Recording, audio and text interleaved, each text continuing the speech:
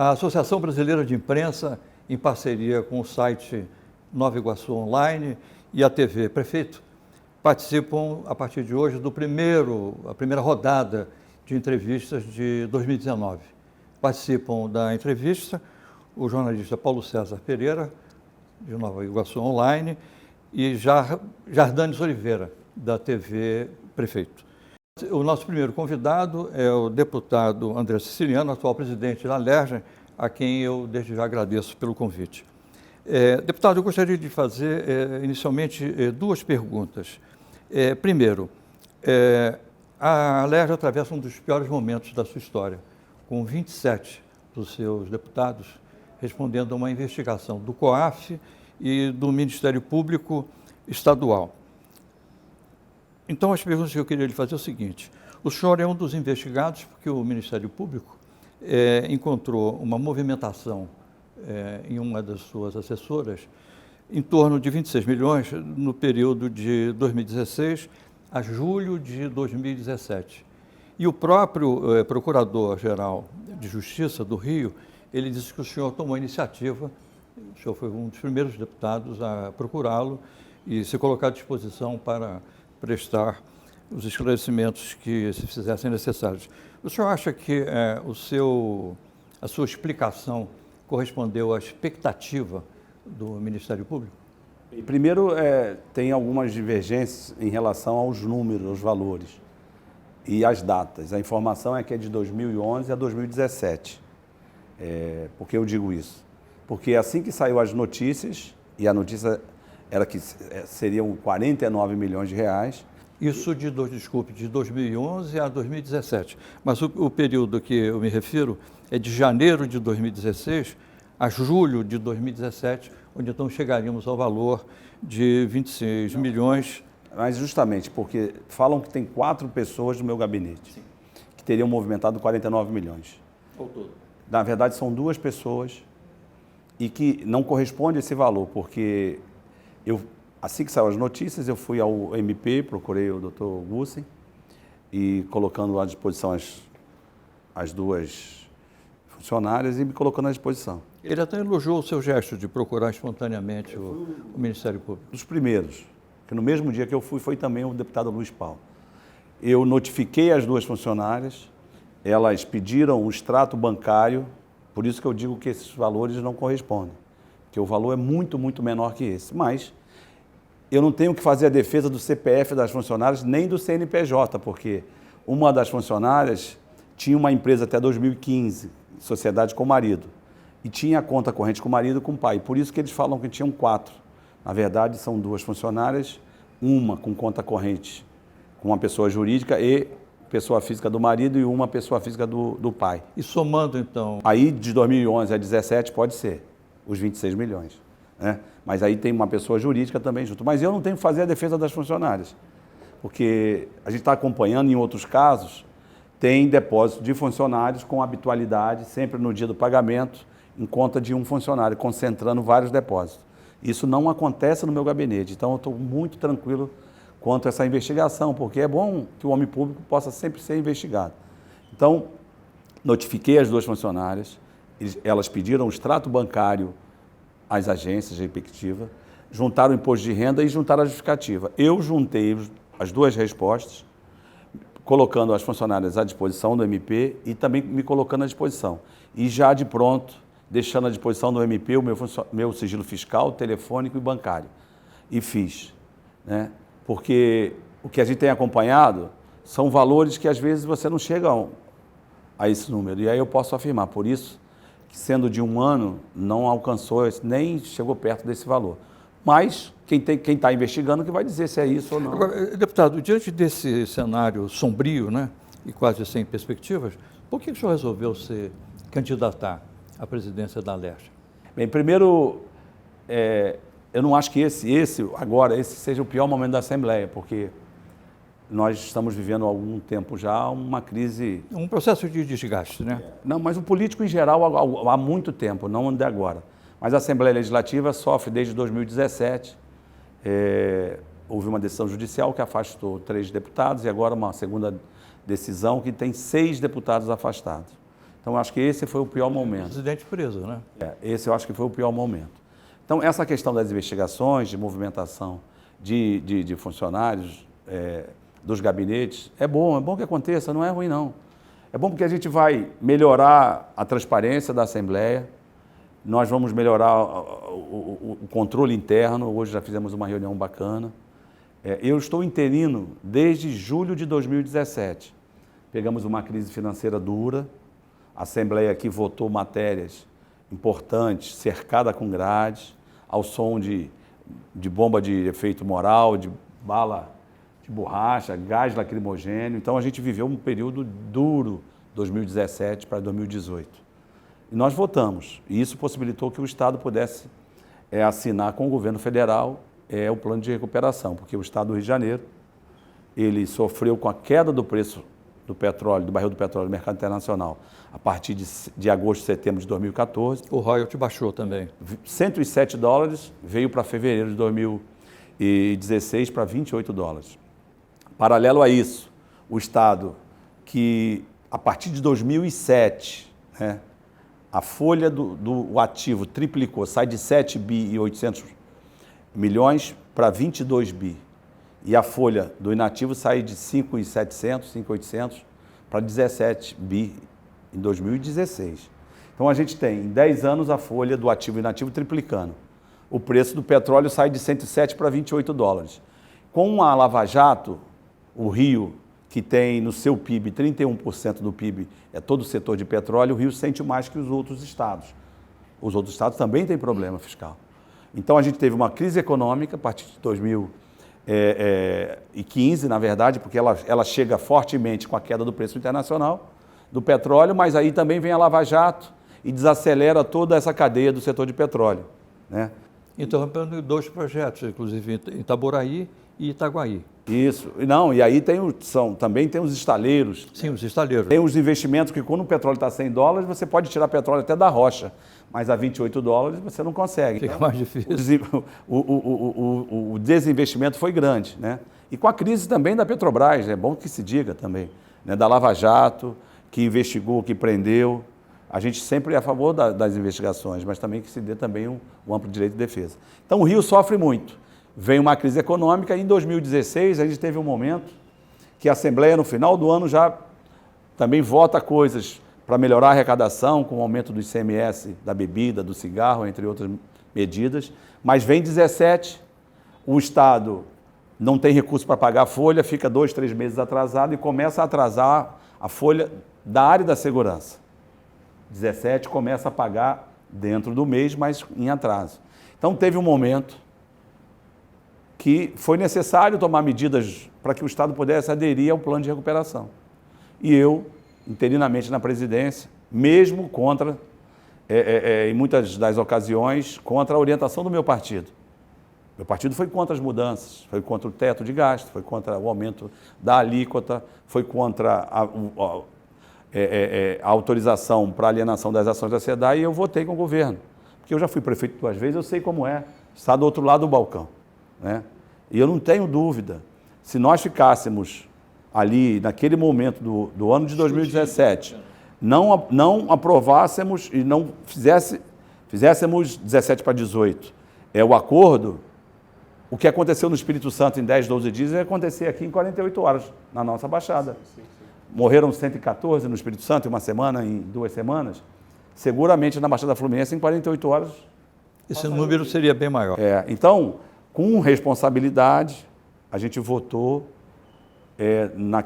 naquelas mensagens e eu, que estava na presidência, vim tocando, né? A gente conseguiu, na Assembleia Legislativa, em reuniões com as bancadas, com os líderes, fazer um colegiado onde nós discutimos as pautas, fazemos uma pauta propositiva e conversando com as bancadas. Então a gente conseguiu dar uma tranquilidade no plenário, né? Mesmo com as diferenças, base de apoio do governo, oposição, a gente conseguiu dar uma tranquilidade, mesmo com esse furacão todo. Então a gente passou uma quadradura difícil e a gente conseguiu trazer bem a Assembleia.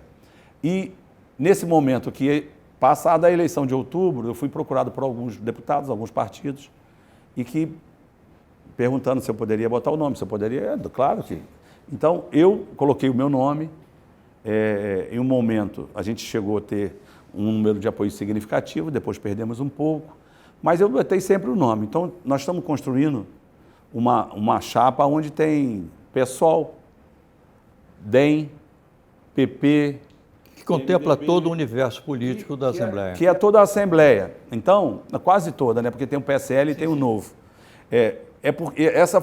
Por que então o PSOL está junto com o PMDB numa chapa conosco? Não é à toa. Nós passamos esses momentos mais duros, mais difíceis, e como representante dos deputados, na verdade, o presidente representa o conjunto dos deputados. A soma dos deputados, né? Esses 15 dias para cá, ainda hoje, li uma matéria na revista Época, do Tiago Prado, li no Jornal Dia, li na Berenice, no Extra, li no Globo, li em vários sites, vi em televisões, que o deputado tem sido apontado como franco favorito para essa eleição. O caráter também de ser um conciliador, né? Tem o perfil de conciliador, de quem agrega em defesa dos interesses do Estado. A que o senhor atribui tudo isso? Então, foi esse período de convivência, né? Desse período que eu estou na presidência, da tranquilidade que a gente conseguiu construir entre as lideranças, entre as bancadas. Então, o meu partido, porque, como eu disse, muitas vezes votei contra, né? E a gente consegue hoje, a eleição ainda falta alguns dias, mas ter uma chapa que está caminhando para ser chapa única. Vai ter lá um grupo de deputados que vão votar por abstenção, mas a gente tem construído uma chapa que poderá vir a ter chapa única. O PSL tem número para registrar uma chapa? O PSL... É o que é exigido pelo regimento. Na verdade, para ter uma chapa registrada, são 13 deputados, né? O PSL, a informação que eu tenho dos últimos dias, é que não lançará candidato e não farão parte de nenhuma chapa. Então, 12 deputados do PSL, com 6 afastados, 18. Nós temos hoje um número de 49 a 50 deputados apoiando. Há uma tradição aqui na casa de respeitar, ou de considerar a proporcionalidade das bancadas, tanto na composição da mesa diretora, quanto nas comissões.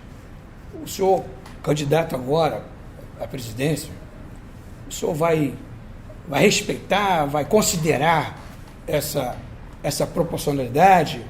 Hoje caminha, como está colocado, como a gente tem visto, caminha para uma chapa única e também para dar uma tranquilidade à gestão do governador do Estado. Gostaria que o senhor comentasse um pouquinho sobre... Vou pegar carona no papo aqui, na pergunta do Jardani. Ainda há espaço nessa próxima semana há 10 dias incluir o PSL nessa chapa? Sem dúvida que há. Para que haja uma chapa de consenso, enfim, que a Assembleia saia unida num momento difícil? Eles, por conta do segundo turno, né, por conta da polarização PT-PSL, eu acho um pouco difícil. Mas eu tenho brincado com eles que não dói nada votar. Porque não vai votar no PT, vai votar numa chapa, claro, para administrar a Assembleia. E que, nos últimos 2 anos, só para lembrar aqui, no ano de 2017, nós economizamos 325 milhões de reais. No ano de 2018, nós deixamos de receber do Tesouro do Estado 258 milhões e devolvemos 120. Então, fizemos uma economia de 378 milhões para um orçamento de 1,60 bi, mais de um terço. Mais de um terço. Então, a gente conseguiu dar uma tranquilidade no plenário, mesmo com todas as diferenças, mesmo com todos os embates, né? Fazer uma pauta propositiva e economizar. E mais, eu sou do Partido dos Trabalhadores. Eu tive 50,2% a mais de votos na eleição de 2018, com todo o desgaste votando nas mensagens do Executivo. Pode ser o trabalho que a gente fez, né? Porque refletiu isso nas urnas. Com todo o desgaste do meu partido. Então, no Sudeste. Então, muito com o pé no chão, com tranquilidade, a gente está construindo uma chapa que hoje tem um apoio considerável. Logicamente, a eleição vai se dar daqui a uns dias. Nós ainda temos comissões em aberta a presidência e posição na mesa, vice-presidências. Ainda espaço, então, para agregar para todos. Porque Quando a gente começou a conversar com os deputados, desde lá da primeira semana depois passado a eleição, do primeiro turno já, a gente fez compromissos republicanos. Não tem nenhum compromisso que a gente fez com bancadas e com partidos que a gente não pode falar publicamente. Então, com muito pé no chão, com muita tranquilidade. É um momento difícil? É um momento difícil para o Brasil inteiro na política há alguns anos já. Mas a gente tem a tranquilidade de colocar o nome, de trabalhar o nome com proposta de transparência, de economia, de participação através de uma proposição que nós já apresentei um projeto de resolução na mesa em 18. O cidadão vai poder dar ideias para que a gente possa fazer projeto de leis com ideias do cidadão. Como foi a lei de ficha limpa, porque nós vamos poder... Um projeto de iniciativa popular. Com apoio, que a sociedade vai participar da administração. E existem algumas iniciativas bacanas no Congresso Nacional, na Câmara dos Deputados, que a gente está conversando muito, a gente quer adotar aqui. Nós temos um site de transparência, que muitas das vezes tem reclamações, que não consegue. Nosso site, você vê salário, você vê quanto ganha, como ganha, não tem ninguém ganhando acima do teto. Pode ter uma dificuldade ou outra para consultar e a gente quer dar mais visibilidade e um melhor atalho para que as pessoas possam consultar melhor e mais ágil. Nós vamos, de toda forma, estar pegando a experiência do Brasil inteiro e adotando aqui de transparência, de participação popular, que a gente quer. A gente não tem preocupação, como eu falei no início, tem preocupação de investigação nenhuma, porque a gente quer dar transparência, quer trazer o cidadão para acompanhar o dia a dia. O senhor falou em preocupação. A classe política vê também com uma certa apreensão a sua futura relação com o governador do Estado, já que tanto o senhor como o governador Witzel participam de partidos que têm diferentes propostas e olhares em relação à sociedade brasileira. Como é que o senhor imagina que poderá ser essa relação com o futuro governador, o senhor representando um representante do PT e ele do PSL? Ele, na verdade, é do PSC, muito ligado ao PSL, é verdade. Com muitas propostas. São poderes independentes. Não, o que a gente fez chegar ao governador, em um momento ele queria lançar candidato. O Márcio Pacheco, que é do partido dele. Mas para você lançar uma chapa tem que ter 13 componentes. Para você ganhar tem que ter 36. Então, eu acho que o governador não vai querer uma assembleia rachada. Eu acho que eu entendi isso. Teve um momento que o Márcio sentou conosco e a gente fez uma composição, a gente abriu uma possibilidade deles indicarem um vice-presidente. O senhor já esteve, inclusive, com o governador recentemente. Isso. A gente tem encontrado em algumas cerimônias. Nós deixamos na nossa chapa a Comissão de Constituição e Justiça, a presidência, para o governo, muito importante, a Comissão de Orçamento. Então, nós vamos construir aqui uma unidade no parlamento, mesmo que tenha alguns parlamentares fazendo abstenção ou mesmo voto contra. Isso é do parlamento.